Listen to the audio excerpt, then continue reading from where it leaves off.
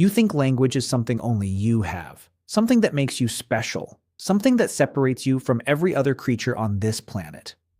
But right now, in a burrow beneath your feet, a small rodent is describing you. Not warning about you, describing you. Your height, your color, the color of your shirt, whether you're carrying something in your hand. That's not a metaphor. That's a measured, repeatable, scientifically documented fact. And once you understand what that means, you'll never look at an animal the same way again. For centuries, you were taught a simple rule: animals make sounds, humans make sentences. Animals react, humans reflect. That rule felt safe. It kept you at the top of a very tidy pyramid.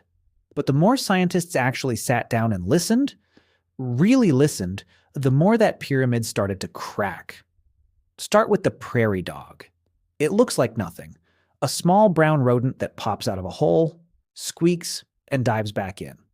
For decades, that squeak was written off as noise. Then a researcher named Kon Slobodchikov decided to record thousands of those squeaks and run them through sound analysis software most scientists were using for birdsong.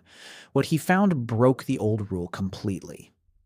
The prairie dogs weren't just squeaking predator, they were building sentences. A different call for a human than for a hawk. A different call for a coyote than for a domestic dog. And here's the part that should stop you cold. When Slobodchikov sent different humans through the colony wearing different colored shirts, the prairie dogs changed their call to match the color. Yellow shirt, one call. Blue shirt, a different call. Tall human, short human, different again. They were describing your outfit before you even knew they'd noticed you. Read that again. A rodent the size of your hand was encoding color, size, and shape into sound. That's not a warning bark. That's closer to a spoken report. So if a prairie dog can do that with a brain smaller than a walnut, what has your brain been assuming about every other animal you've ever ignored? Now go underwater. Off the coast of the Bahamas, a scientist named Denise Hersing has spent decades following the same pod of wild dolphins, generation after generation. What she recorded changed how researchers think about names. Every dolphin, it turns out, develops its own signature whistle. Unique, personal, used by other dolphins to call that specific individual the same way you'd shout a friend's name across a crowded room. Mothers whistle their calf's signature to call it back. Dolphins separated from their pod whistle the name of a specific friend, not just a generic distress call. That's not a sound pattern. That's an identity. Here's the part that unsettles even seasoned researchers.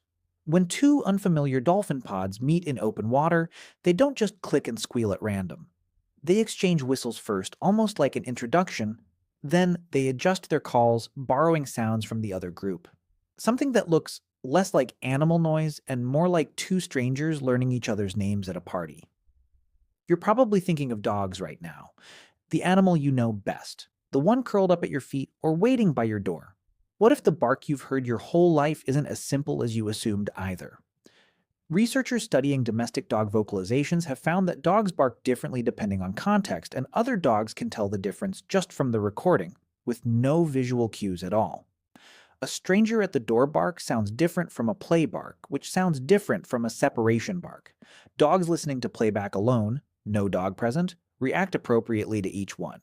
They're not guessing, they're decoding. Now think about the sound you've heard your whole life and never once questioned: the buzz of a bee. In the early 20th century, a scientist named Carl von Frisch noticed something strange. A worker bee would return to the hive, and other bees would suddenly fly straight toward a food source it had never visited. Von Frisch spent years decoding what he eventually called the Waggle dance, work that later won him a Nobel Prize. Here's what that dance actually contains. The angle of the bee's movement relative to the sun tells the hive the direction of the food. The length and speed of the waggle tells the hive the exact distance, sometimes accurate to within a few hundred feet, over a range of miles. A bee is running live GPS coordinates through its body, and an entire hive is reading them in real time. No sound most humans can even register with the naked ear. Just movement, angle, and rhythm, carrying a message more precise than most human driving directions. So if bees can transmit coordinates, and prairie dogs can transmit descriptions, and dolphins can transmit names, what's actually missing? What's the one thing that made humans so sure this wasn't real language? The old answer was grammar, structure, the ability to combine small pieces into new, never before heard meanings. For a long time, that was assumed to be uniquely human. Then researchers studying African gray parrots ran headfirst into a problem. A parrot named Alex, trained over 3 decades by researcher Irene Pepperberg, didn't just repeat words. He used them. Asked to identify the difference between two objects, he'd answer correctly. Asked what was the same, he'd answer that too. He could count, identify colors, and combine words to request things he wanted, sometimes correcting himself mid-sentence when he made an error. His last words to Pepperberg the night before he died were reportedly the same words he said every night. "You'll be good. See you tomorrow. I love you." That's not mimicry. Mimicry doesn't correct itself. Mimicry doesn't request. What Alex demonstrated again and again under controlled conditions was something closer to functional understanding. Wrapped inside a brain the size of a walnut, evolved on a completely separate branch from anything resembling a human. Here's where it gets stranger still. Vervet monkeys in the wild have distinct alarm calls for different predators.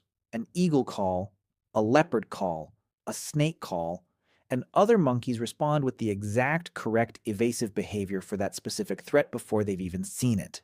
Hear the eagle call, look up, hear the leopard call, climb higher, hear the snake call, look down at the grass.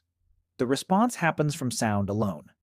Even more unsettling, researchers have recorded vervets giving a false alarm call to scatter rivals away from food, then calmly walking over to eat it themselves.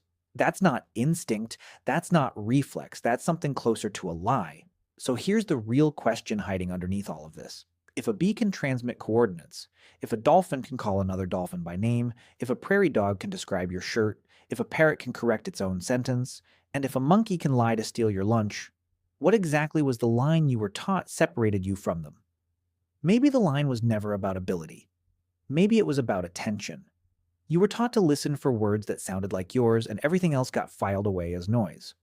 But noise doesn't encode color. Noise doesn't call you by name. Noise doesn't lie to steal your lunch. Tonight, when you hear a dog bark outside or birds calling to each other at dusk, you probably won't think much of it. But somewhere in that sound might be a direction, a name, a warning, or a description of exactly what you're wearing. You think language is something only you have. The truth is far stranger. You were just never listening closely enough to notice you weren't alone.